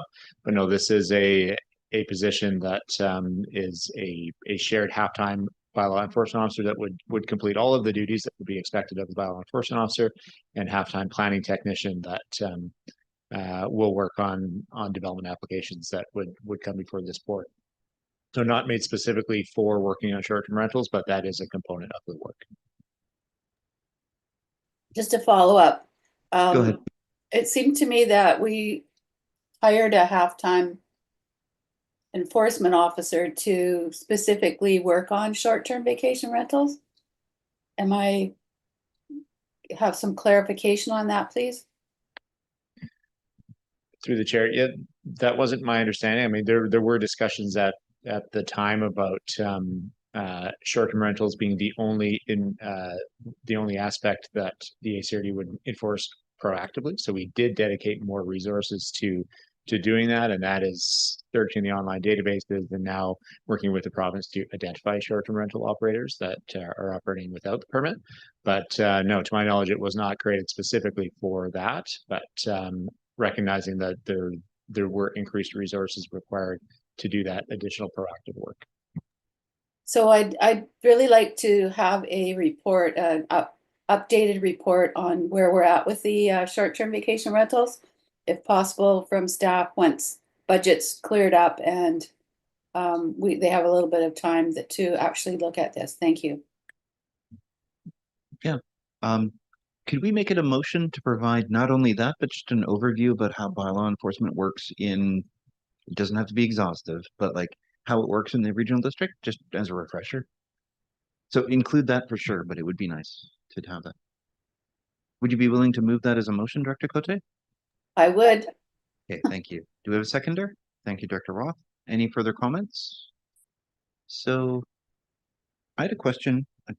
So did Carrie Creighton, did she just get further qualifications and applied for it, or did she get shanghaied into it, or how does that work? A combination of both. So we had a maternity leave in another department, and then most of the people on my development planning team have moved into new positions, which is great. There's new opportunities for all that. So yeah, we're happy to accommodate that in-house. Great. Yeah, she has a training. Should we get her like a noise meter or bullhorn or something? Or like, I don't know how that works. Okay, anyway, but thank you, Carrie, for filling in because that's thankless work. So yeah. Any further comments? All those in favor? All opposed? The motion carried. So that's the request for the report. Would anyone like to move the motion? Thank you, Director Roth. The motion is the Alberni Clark Regional District Board of Directors designate Carrie Creighton as bylaw enforcement officer, seconded by Dr. Steer. Any further comments? Thank you again. All those in favor? All opposed? Okay, motion carried. Great. So before we get to the next agenda item, I did say this to Daniel already, but I did notice today that the spoken reports, like the overviews and the introductions, and the actual written reports were quite good, like really good. You can really track the improvement over time. So I'd just like to acknowledge Daniel and his team on doing a great job. So thank you. Okay, so that brings us to the planning matters. Next item is 12.1 electoral area directors. There's only 2 of them, so First Nations and district folk, please stick around.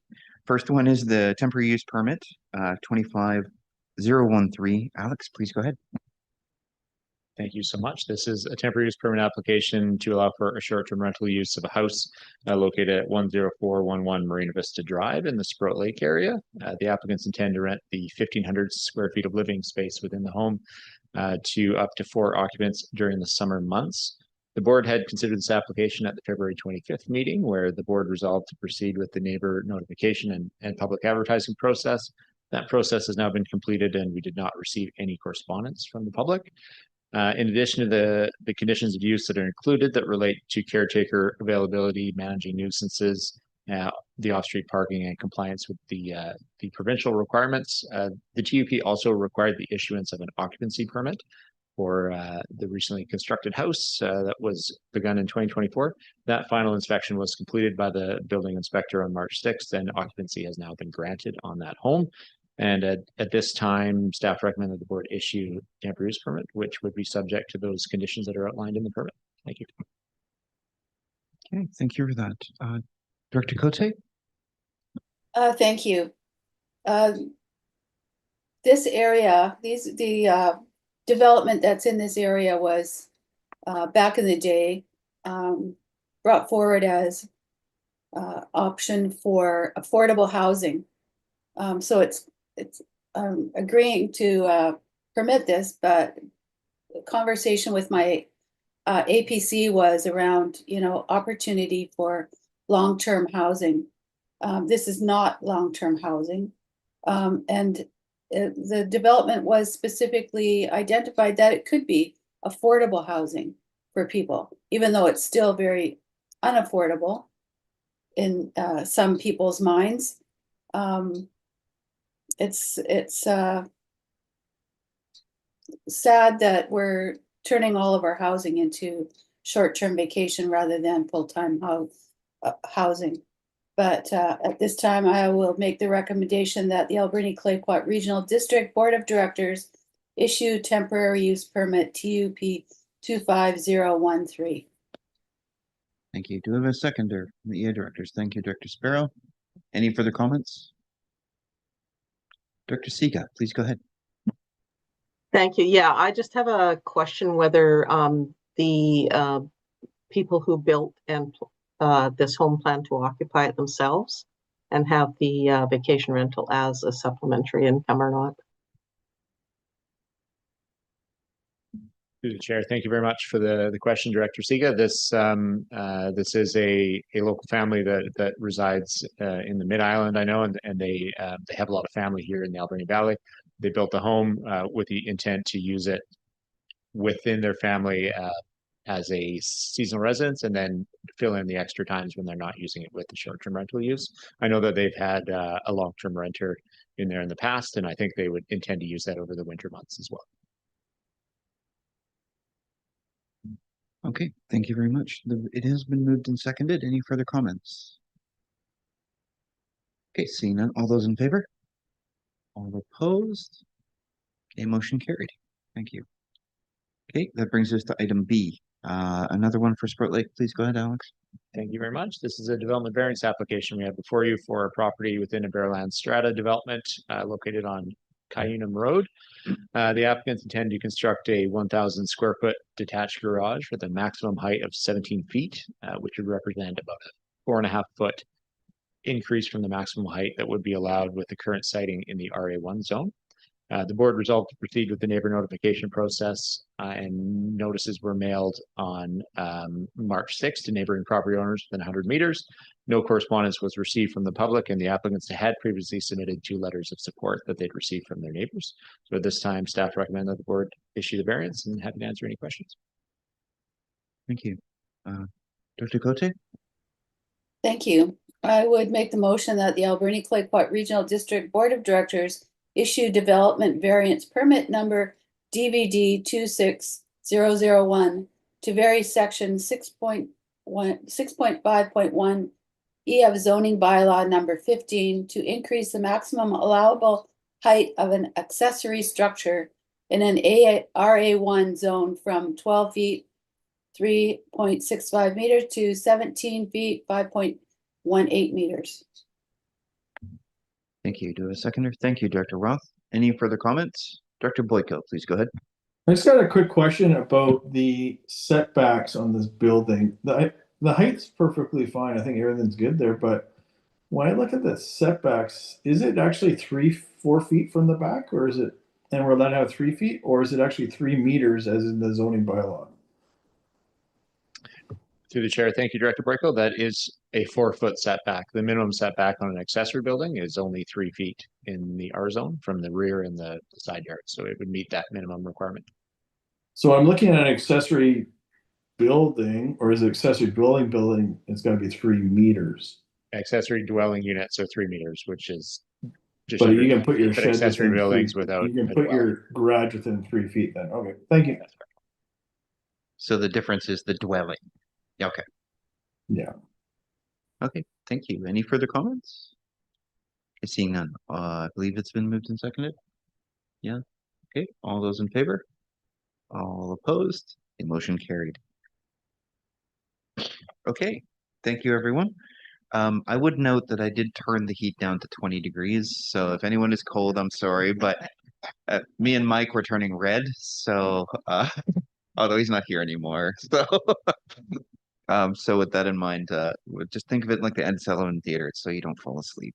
Okay, we're in item 13.1. That is the staff reports. Would anyone like to pull anything out or just move the motion? Moved by Director Roth, seconded by Director Sparrow. Any further comments? Seeing none, all those in favor? All opposed? Okay, motion carried. Thank you. That brings us to 13.2, member reports. It says in big red letters, reminder, ask anyone for their member reports. This is the time when you would give your community report or a report from an organization you've attended, like Cell Walk-In or the library or that sort of thing. So I do have a member report. It's just, I'm going to reiterate the time for the funeral, but is there anybody else wants to go? Please go ahead. Yeah. Any town halls set at all? You had one already? Yeah, please go ahead. Yeah, Beaver Creek and Beaufort had a town hall meeting. It was one of the smaller ones, I think about 30 or 40 people in attendance, and it was mostly about the staff at the regional district presenting the budget.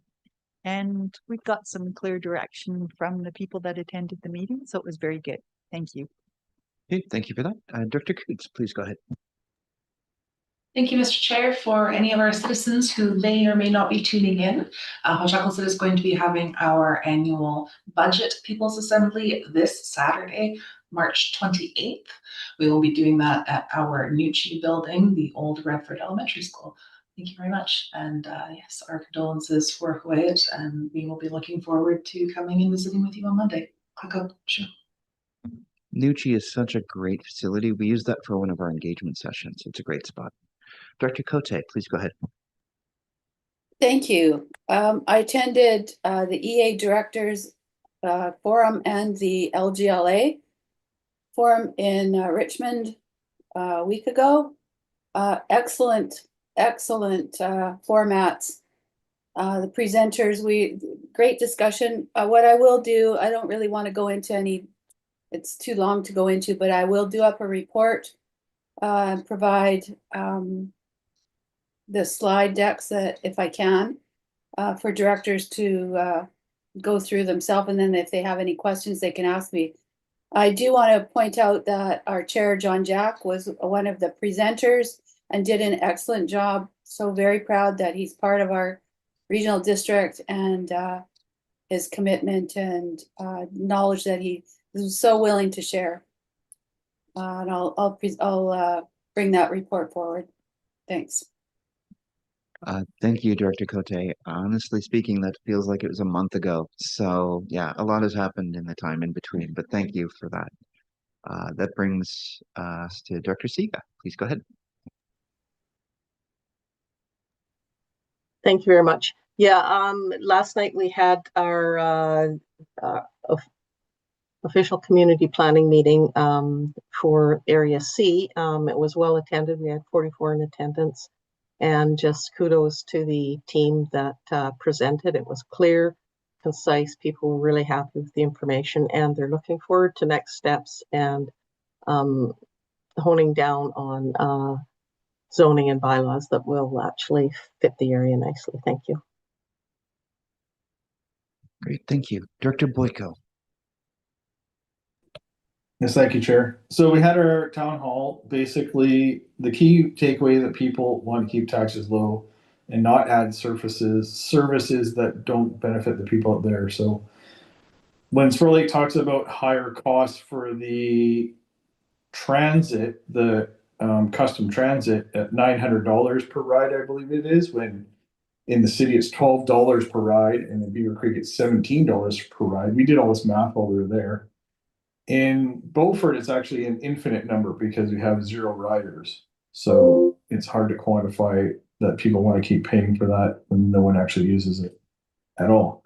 Moving forward, the Beaufort OCP is progressing. We are simplifying it from what it currently is. The advisory planning group is having a meeting next week to discuss the future of simplifying it and start going through items of details. It'll be presented to the Beaufort people at the June town hall, and we'll probably do a quick one in September as well before the election and try and finalize everything by then.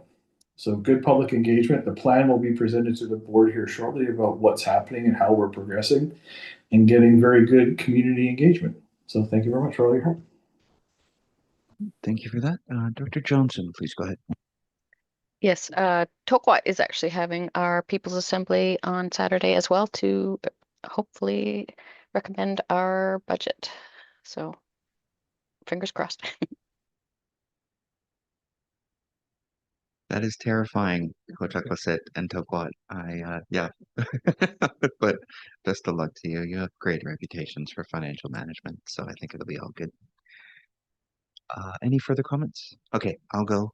So just to reiterate, the funeral for our late councillor Stella Peters will be held at 11 a.m. at the funeral home on 6th Avenue. Then a burial will occur, but there will be a luncheon at the Italian Hall, also on 6th Avenue at 1:30. So if you'd like to come, please come. It's likely to be pretty full. Stella touched a lot of lives, but if you can make it, that would be appreciated. If not, that's okay too. Also, I did attend the Local Government Leadership Academy convention 2 weeks ago, and it went well. I primarily was there to provide panelist discussion on our experiences with the Mount Underwood fire, but I also did mention the Cameron Bluffs fire as well as the Wesley Ridge fire, because they're all they all move together, and so that was well received. And yeah, it was a good session, and one in which I completely forgot about because of the things that have happened in between. But thank you for pointing it out, Dr. Cote. And with that, could we have a motion to receive the member reports? Thank you, Director Roth, seconded by Director Boyko. Any further comments? Seeing none, all those in favor? All opposed? The motion carried. Thank you. Okay, looks like we have number 14I, which is other business, including late items. And that is the interim fire protection service agreement for Creecoot Reservation. Daniel, please go ahead. Now it is my turn. Thank you. Mark is gone, so he can't bail me out if I'm wrong. So as I had started saying inappropriately earlier on in the agenda, we are looking just to do a 12 months renewal of the existing fire agreement, which expires at the end of this month. This will allow us the time we need to sit down, set a table, and renegotiate a 5-year agreement for fire service agreement with Hoopachesit that is more in line with the other agreements that we have in place that looks at a per dwelling or per dwelling unit count. Now that still has to be negotiated, and there's a lot of details for us to navigate, but we will make an agenda. I'll be meeting with Chief Brandy Louder at the end of the week, so we can set a schedule and meet the timelines to get a 5-year agreement before the year is up. Okay, so that's the introduction. We do have a motion on the last page. Anyone have any comments or questions? Oh, Director Boyko, please go ahead. Thank you. So one note here is we are going to service structures that meet or constructed in accordance with applicable federal, provincial, and local government enactment codes, blah, blah. So this basically says any structure that does not meet the BC building code will not be serviced by fire protection. That's how that's worded, right? That is how it's currently worded. Obviously, very difficult for us to assess in a moment, which is why we're upgrading the agreement. But ultimately, we need an agreement in order to continue providing fire services, and thus the extension. So just historically, this agreement did identify specific dwellings and also used I believe it was an independent assessment of the value of those homes to help establish the agreement. The agreement has been hard to update as a result of that, and expensive to update if we're going down that path, which is why we prefer using the templates that we're now using. I referenced Banfield and Hawaiian as a good example, that has easier definitions and things that can be changed between our two organizations without having to bring in a third party to do assessments. So you identify one of the challenges, I identified another one of the challenges, but it is important that we are able to continue providing service until we get a revised agreement in place. Okay, that sounds good. So we're going to use something like number of structures / dwelling units for the financial aspect as opposed to assessed values, because that is impossible to, because anyways, I looked at the assessments yesterday, the buildings are set at 0. So it's hard to say that that is a number that will be reflected, but so we're going to use numbers of structures or buildings for the pricing and what's going to be charged. And the BC building code, making sure buildings are built to that, is for also firefighter safety, so that if they actually go in a building, it's not going to fall apart in 10 seconds as soon as they go in, right?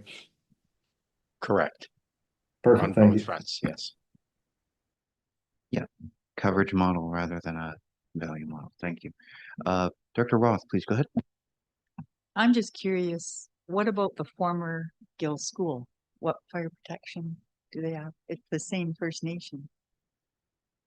I know it's a different area, but I'm not fluent enough on the exact locations to be able to answer that today. I'd have to come back to you on that one to explain it. Maybe I can send it an email, or I can come back at a subsequent board meeting to provide that clarity. Okay, I just noticed they're doing some improvements on it now. Thanks. I would think it would fall under the place that it's located in. It hasn't been it hasn't been turned into reserve land. So the laws would still be where it is built. Yeah, so I think that's the case, but I'm just not sure. So we'll have to figure that out. But they haven't done an addition to reserve because that would have been all over the papers. Okay. Any further comments? Would anyone like to move the motion? Thank you, Director Roth. On her behalf, I'll read it out. That the Alberni-Clayoquot Regional District Board of Directors authorize the CAO to enter into an interim fire protection services agreement until March 31st, 2027 with the Hupatchisitt First Nation, allowing Sprout Lake Volunteer Fire Department to provide structural fire protection services to Clecoot Indian Reservation Number 2, with any long-term changes to the agreement being brought back to the Alberni-Clayoquot Regional District Board of Directors. So moved by Dr. Roth, seconded by Dr. Sparrow. Any further comments? Dr. Sparrow, please go ahead. Thank you. Just as a thought, if you could figure out the agreement by square footage of houses and then commercial buildings, a different rate, you might get more value out of here, right? Because a bigger building is a little harder to fight fire, especially when it's an open structure building and a small house. Either way, they're fun. Daniel said noted, for sure. Any further comments? Seeing none, all those in favor? All opposed? The motion carried. Thank you. That brings us to question period. Unfortunately, even the member of the media has left. So let's see if there's anybody online. Nope, nobody online. So all questions will have to be after our meeting. We'll move into recess. Can we have a motion to recess to go into the hospital district? Thank you, Dr. Roth and Dr. Sparrow. All those in favor? All opposed? Motion carried. Thank you. Madam Chair. Thank you, everyone. I would like to call the March 25th Alberni-Clayoquot Regional Hospital District Board of Directors meeting to order. First, I'd like to acknowledge that we're conducting this meeting on unceded traditional territories of the Shuswap Hupatchisitt First Nations, and we're grateful for the opportunity to do so. We also have directors calling in from their territories. So I'd like to also acknowledge those nations and express our great gratitude and our respect. Notice to attendees and delegates that this meeting is being recorded and live streamed to YouTube on the Regional District website. Do we have to do introductions again? Okay, perfect. We have an agenda in front of us. Is there any additions from directors? Seeing none, is there any additions from the corporate officer? No additions. Could a motion to approve the agenda as presented? John, so moved. Moved by Director Jack, second by Director Roth. All in favor? Any opposed? Motion is carried. Any declarations or conflict of interest? Seeing none, there's no delegations at this time. We have the minutes from the Board of Directors meeting dated March the 11th, 2026. Is there any errors or omissions?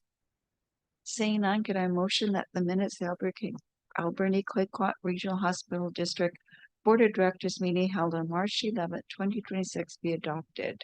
Moved by Director Steer, seconded by Director Roth. All in favor? Any opposed? Motion is carried. Public input period. There's no one here. There's no correspondence for information. Correspondence for action. We have a letter from the Minister of Infrastructure, Honorable Bowen Ma, requesting an opportunity to meet with the Regional Hospital District to discuss the Tofino General Hospital concept plan. When I saw this motion and read the report, I thought it would be beneficial to have an in-person meeting rather than a Zoom online meeting. I just find it better to build those relationships in person. So my first thought was to maybe request a meeting at AVICC. However, when I reached out to Director Steer, who is a very important person in this Tofino General Hospital, and he's not going to be able to attend AVICC this year. So I talked to Chair Jack and Daniel yesterday, and we both agreed that we can absolutely make a trip to Victoria at Minister Ma's whenever her schedule is free. So if the board is open to that, I'd like to make a motion that the Alberni Claycott Regional Hospital District Board of Directors direct staff to respond to the Honorable Bowen Ma's request and arrange a meeting for representatives of the Regional Hospital District Board to attend a meeting in Victoria. Second by Director Steer. Any questions or comments, Director Steer? Thank you through the chair. So the District of Tofino also has a meeting with Minister Ma, and I'm wondering maybe if staff could maybe look at to coordinate just in terms of timing, so that I know her schedule is very busy, Minister Ma, and so there might be some arrangements where we can meet on the same day. Yeah, we'll go in, hold hands. No, yeah, that may work for all of us, and that way I don't have to make two trips. Terrific idea, Director Steer. That's awesome. Thanks. Okay. Any other questions or comments, Director Cote? Thank you. Might that invitation be to Minister Ma to actually come up to Tofino, and the regional district could travel there instead of going to Victoria? It seems like a lot more people could attend if it was in Tofino, meaning Tofino Council and West Coast, Long Beach, and also Ucluelet, because it's important, and First Nations out there. It's very important that all members are accounted for their support, as well as the regional district. So I'm thinking an invitation for her to come up. If that's not an option, then go to Victoria. But it would be nice if she was up. Thank you. Director Steer? Yeah, thank you through the chair. Yeah, the meeting with that's proposed for the regional with the District of Tofino was directly to the mayor, and the mayor has included me and one staff member. So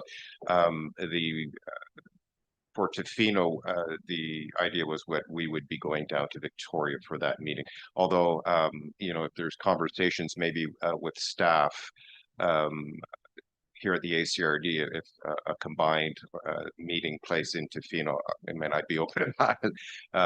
But certainly from Tofino, the intention was to go down to Victoria. We know Minister Ma's schedule is very busy, but she may like a trip out to Tofino, who knows? I don't know if that, maybe I'm looking to staff, if that would be reasonable to coordinate with Tofino to see what that meeting might look like.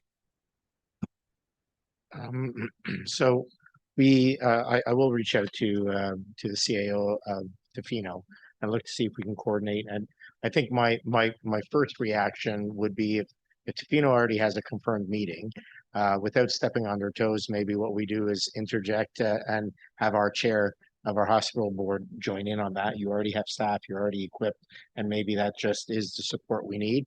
But then upon that one, we could go and still request a follow-up meeting in Tofino, which would allow our larger board to have the conversation subsequent to that Victoria meeting. Director Steer? Yeah, the meeting with Minister Ma from the District of Tofino would be a standalone. That was made very clear.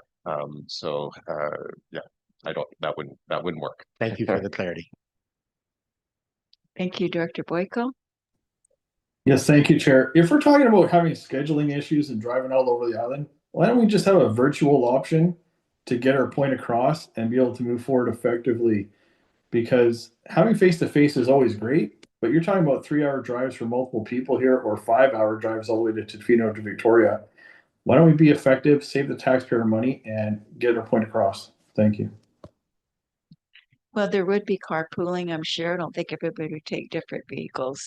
And they've already requested and have an in-person meeting scheduled. So if they want me to join in, I'm happy to do that. And I'm sure that I could stand on the highway and Director Steer would stop and pick me up.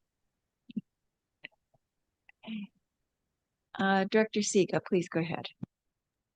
Thank you very much. Yeah, I think we're talking about going from having more impact by us all traveling down to Victoria. I'm just wondering if it might put it into better perspective what our needs are if the Honorable Bowen Ma were to come up and have a meeting in a Howsett or Hot Springs. Thanks. Thank you. perhaps when you meet with her or the group meets with her, maybe we could send that invitation at that time. She might enjoy a trip to Tofino as well.